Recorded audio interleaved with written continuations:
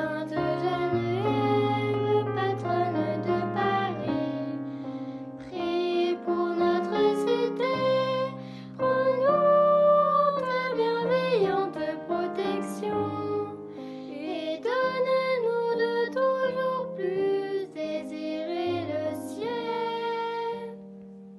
Une lampe est entretenue jour et nuit devant le tombeau et l'huile qu'elle contient est souvent portée aux malades pour adoucir leur souffrance. En 630, le grand orfèvre Éloi, qui vient d'achever l'ornementation des tombeaux de Saint-Denis et de Saint-Martin, est chargé de revêtir celui de Geneviève d'une riche décoration. Le culte des Parisiens est tel qu'il apporte en masse riches métaux et pierres précieuses, ce qui permet à Éloi de réaliser une œuvre d'art de toute beauté. Aussi, lorsqu'en 840, les Normands barbares venus du nord menacèrent à nouveau Paris, le premier geste des Parisiens fut-il de préserver de la profanation les restes de Sainte Geneviève. Les Normands, profitant de l'affaiblissement de la France, dû aux guerres de rivalité des descendants de Clovis et de ses successeurs, débarquèrent sur la côte nord-ouest. Ils s'établirent d'abord près de Rouen, puis, excellents navigateurs, ils remontèrent la Seine jusqu'à Paris qu'ils convoitaient ardemment. Ils pillaient, saccageaient tout leur passage, villages, églises et abbayes. Décidés à résister, les Parisiens se réfugièrent dans l'enceinte fortifiée de la cité. Mais comment protéger le tombeau de Geneviève situé hors les murs? Un seul moyen, retirer de ce tombeau les restes de la sainte et les cacher.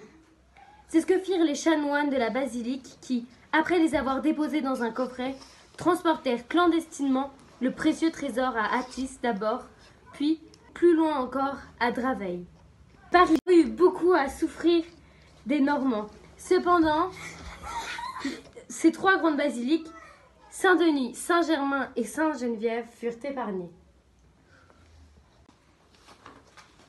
Les Normands ne furent pas vaincus, mais le roi Charles le Chauve obtient leur retraite en échange d'une importante somme d'argent. Quand tous les dangers furent écartés, on remplaça la chasse de Sainte Geneviève non plus dans la crypte, mais dans la basilique supérieure. En 850, nouvelle invasion des Normands. La chasse reprend le chemin de Draveil. Puis, en attendant des jours plus calmes, elle est soigneusement cachée dans une abbaye à Marisy, non loin de la Ferté-Milon. Ainsi fut-elle protégée de l'incendie provoqué par les pirates qui, en 1857, détruisit presque entièrement l'église de Clovis. Le passage de la chasse, que l'on emportait ou que l'on rapportait après l'exil, donnait lieu partout à de pieuses manifestations. Des pèlerinages s'organisaient rapidement. Les malades étaient soulagés. Les démons chassés. Quand le calme fut partout rétabli, on restaura l'église Sainte-Geneviève et la chasse fut solennellement rapportée de Marisy. Ce fut un retour triomphal par Mareuil-sur-Ourcq, Lézy-sur-Ourcq, Trie-le-Bardou, Rosny. 35 ans plus tard, le 25 septembre 885, les Normands tentent un dernier assaut pour envahir la France. Rapidement, leur chef Siegfried, à la tête de 700 bateaux, remonte la Seine et arrive devant Paris. Cette fois, les Parisiens n'éloignent pas la chasse. Au contraire, avec celle de Saint-Germain, de Saint-Marcel, ils la placent au milieu d'eux, au cœur de la cité. Sans doute pense-t-il que, comme autrefois, Geneviève sera leur gardienne, leur sauvegarde. Ils ne se trompent pas. Les assauts des Normands se multiplient.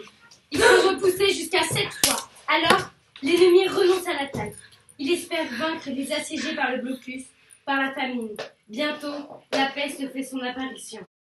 La population parisienne va-t-elle être obligée de capituler? Le comte de Paris, Eudes, qui dirige la défense, s'enfuit clandestinement jusqu'à Metz pour demander le secours à l'empereur Charles le Gros. Ayant obtenu ce qu'il désirait, il rentre à Paris en traversant l'armée normande, l'épée à la main. Le renfort de cavalerie envoyé par l'empereur se fait battre et prendre avant même d'avoir atteint Paris. La situation est-elle désespérée? Les Parisiens ne le pensent pas. Ils sont les descendants de ceux à qui Geneviève a inculqué le courage et la confiance.